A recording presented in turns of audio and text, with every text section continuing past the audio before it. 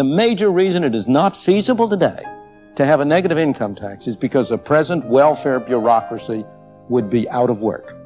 They are the major objectors, as Senator Pat, and now he's now Senator Pat Moynihan then demonstrated in his book on the Nixon program. The chief obstacle to getting it enacted was a welfare bureaucracy. So that I don't believe these administrative problems, if you got it enacted, would be at all serious. I think the other assumption under the negative income tax, and it's one that I'm not sure I can buy, is that everybody has a minimum level of understanding about how to spend money. In other words, how to use the marketplace to satisfy wishes. And I, as an economist, could say, yes, we do. Everybody from age 4 to 100 knows how to use money to satisfy wants. And that's the premise. They don't. There are all sorts of problems of people who are not going to be able to. But that's a minority problem. That's a problem for private activity and private charity. One thing is sure.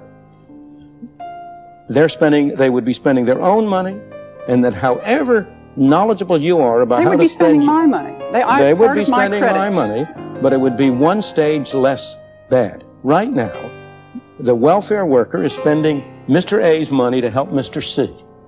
And there's a big takeoff in the middle, as Tom Sowell said. The question is not whether people on welfare or on low incomes can all spend their money effectively. The question is, how effectively do they spend it as compared to how effectively the bureaucrats spend it for them?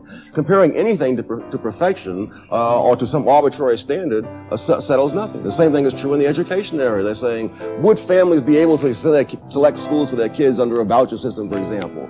Well, the question is, could they possibly do much worse than the current bureaucrats are doing in the public school system? Or an argument could be made for not disappointing the expectations on which people have built their lives for one generation, but not have continued for eternity in order to avoid one generation of transition. What are the other hurdles to it getting underway? Now, you said, I don't know how seriously, the biggest, almost the only hurdle is the welfare bureaucracy. No, they're the biggest immediate group of lobbyists that will lobby against it. Yeah.